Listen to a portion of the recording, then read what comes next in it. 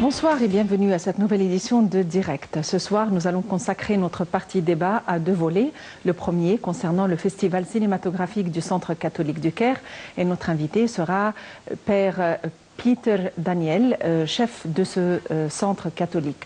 Et le deuxième volet consacré à la femme, à la journée mondiale de la femme, à la journée nationale de la femme prévue le 16 mars. Et c'est un mois de femmes, d'acquisition de femmes. Et nous aurons le plaisir d'avoir avec nous Dr Reda El Wakil, écrivain. Et aussi, Dr Reda El Wakil est à la tête du nouveau gouvernement des femmes. Abordons tout d'abord la question des femmes. Car à l'occasion de la journée de la femme, le président Abdel Fattah el-Sisi a reçu mercredi les membres du Conseil national de la femme sous la présidence de Dr Maya Morsi. Et nous avons plus d'éclaircissements dans ce compte rendu.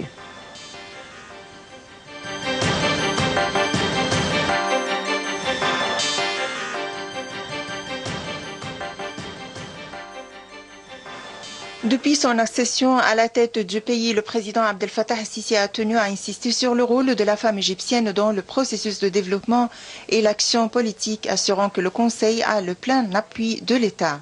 Au début de la rencontre, Abdel Fattah el-Sisi a souligné l'intérêt que prête l'État aux différentes actions de la femme et à ses contributions dans la société.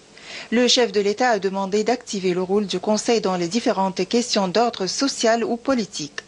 La réunion s'est en outre axée sur des dossiers prioritaires dont la démographie galopante, la modernisation de l'enseignement et le manque de communication avec la femme dans les régions lointaines et défavorisées. Sur un autre plan, les dernières résolutions prises sur la flottaison de la livre égyptienne et la suspension de la subvention à l'énergie indiquent qu'un programme économique de grande envergure est mis en place et est adopté par le pays qui avance à pas sûrs sur la voie du progrès, a souligné le président Sisi dans des déclarations faites à Oxford Business Group, le groupe des compagnies mondiales de recherche et de consultation.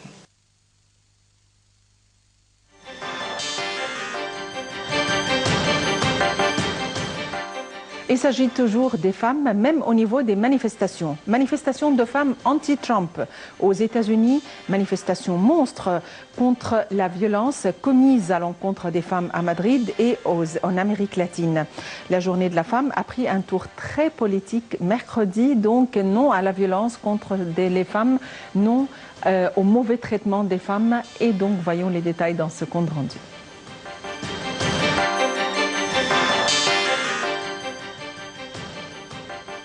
Entre 3 000 et 5 000 personnes à New York, 2 000 à Los Angeles et plusieurs centaines à Washington ont manifesté pour cette journée rebaptisée aux États-Unis une journée sans femmes.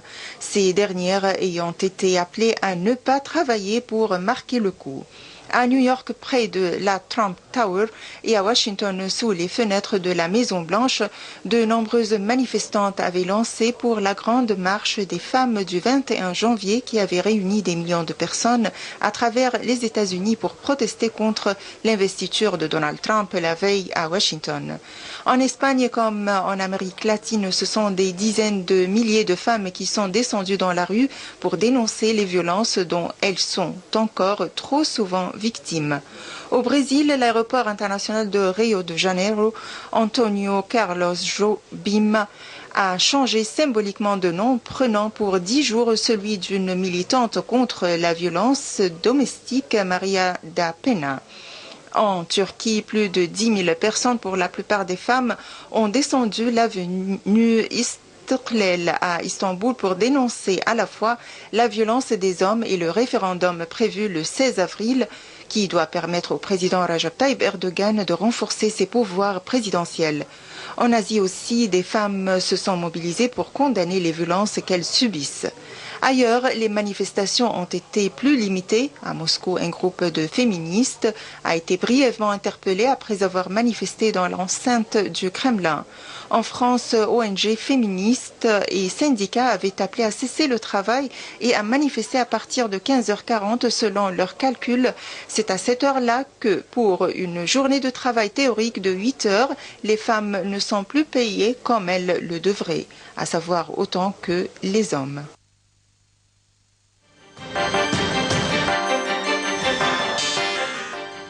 Dans quelques instants, nous allons avoir en ligne Dr Raed Al-Wakil, qui est à la tête du gouvernement des femmes, le nouveau gouvernement établi par les femmes pour les femmes. Et elle est aussi écrivain et tient plusieurs activités en faveur de la femme.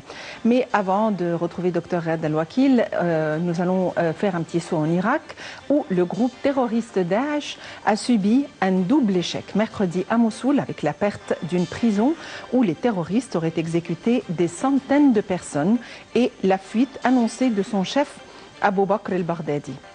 Selon un responsable de la défense américaine, le chef de Daesh n'est en effet plus à Mossoul, où il avait fait sa seule apparition publique en juillet 2014, peu après la prise de la deuxième ville du pays par le groupe terroriste.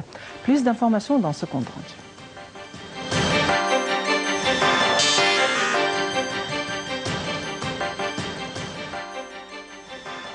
La prison de Dadouche, située au nord-ouest de l'Irak, a été reconquise par les forces de la 9e division blindée et un groupe paramilitaire a annoncé l'armée sans indiquer si des détenus s'y trouvaient toujours.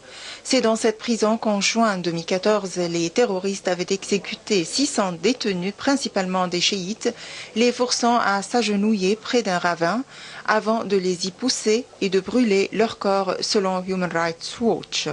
L'armée a par ailleurs annoncé mercredi la reprise de 2 nouveaux quartiers de Mossoul dans le cadre de l'offensive lancée le 19 février sur l'ouest du dernier grand bastion de l'organisation terroriste Daesh dans le pays. Selon un responsable de la défense américain, le chef de Daesh, Abu Bakr el-Baghdadi, n'est en effet plus à Mossoul où il avait fait sa seule apparition publique en juillet 2014, peu après la prise de la deuxième ville du pays par l'organisation Daesh. Le chef de Daesh n'exerce probablement aucune influence tactique sur la manière dont la bataille est menée contre les forces irakiennes à Mossoul. Il a probablement donné de grandes orientations stratégiques à ses chefs militaires sur place.